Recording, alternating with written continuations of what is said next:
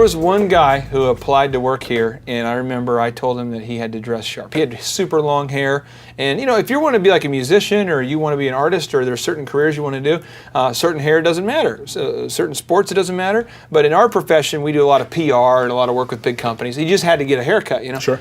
And I told him you have to have a suit. This dude literally went to the store, bought a suit, cut his hair for the first time in a decade or whatever, comes back with short hair and a new suit that he's never worn before for the interview. Oh, nice. And you could tell it was new, you could tell, but it's that sort of resourcefulness. And he was kind of in that point in his life where he didn't have a lot of cushion there. Yeah. And I know we've all been there before, but it's really dressing for the role you want. And so many people, an excuse I hear is, well, I'm not comfortable in a suit. Well, let me tell you, I wasn't comfortable either. I was a guy that was wearing basketball shorts and a jersey. That's the last thing I wanted to be, was in a jacket, a button-down shirt, a tie. I remember in that interview trying to swallow going, oh, this is so tight on my neck. Yeah. And now I enjoy it. I look forward to dressing up because it makes me feel good. Now, if I'm watching this right now and I'm struggling with this final area here, if I'm struggling with my confidence, now confidence it's hard to really describe it sometimes to people what it is, but it's that look in your eye that says, I can do it. It's that eagerness to raise your hand and say, I would like to try. It's that this belief that you can do something. But a lot of people, in your situation, your mother attempted suicide. You grew up in a rough spot. Some people might have grown up worse. Sure, yeah. But if someone doesn't have confidence, what is a step that they can take right now to kind of get their confidence up? Is there a book you recommend, or what can I do? No, the first thing, it's a mindset. You have to start thinking positive all the time. Attitude is a choice.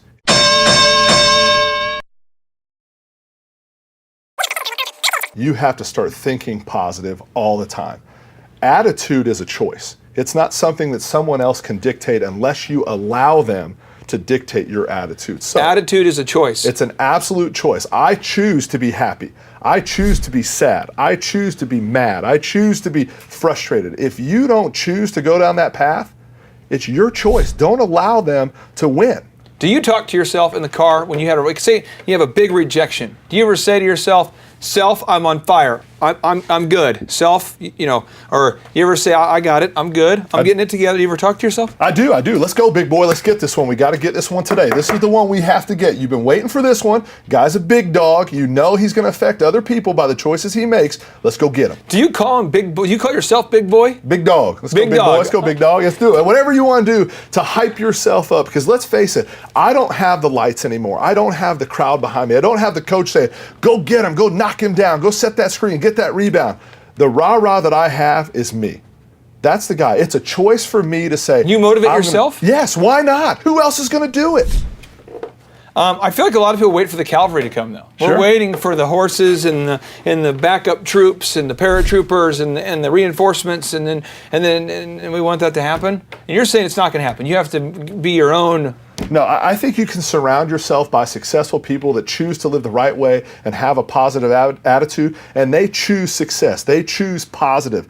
Don't surround yourself with negative Nancy all the time. Don't let that person be around you saying, yeah, it probably wasn't that good. Man, it's going to rain later. Can you believe that? How about you be thankful? Man, I'll tell you what, we need the water. I'm glad it's going to rain a little bit, but I'll tell you what, because it's raining, now the docs aren't going to want to go outside. They're going to be inside trying to get work done because nobody can go outside today.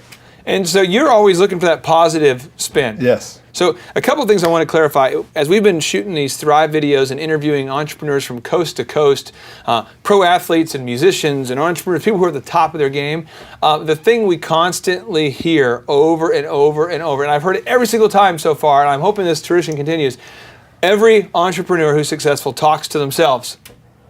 And it's bizarre because everybody who I know who is struggling to have success is like, that's weird. I would never talk to myself. I would never do it.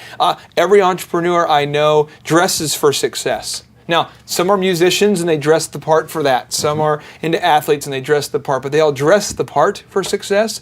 And they're kind of going, hey, this if it's going to be, it's up to me. Like you start with yourself. You encourage yourself. That's right. Now I want to ask you this here. When you get your confidence rocked, you can imagine the last time you got throttled. And I remember just recently, we were sharing the Thrive concept with about 400 venture capital firms. And we had some really big people come in recently who are really passionate about Thrive and get it, and it's taken off. But I remember I got off the phone with a huge firm, and if you're watching, you're that firm, I hope that you get to see this one, buddy. But he's just like, not only is Thrive not a good idea, but the idea to make learning fun doesn't even make sense. It's not about fun, it's about learning, and the institution of college will never be questioned, and this whole thing. So then he gets kind of personal, and he's like, and I don't appreciate you taking my time.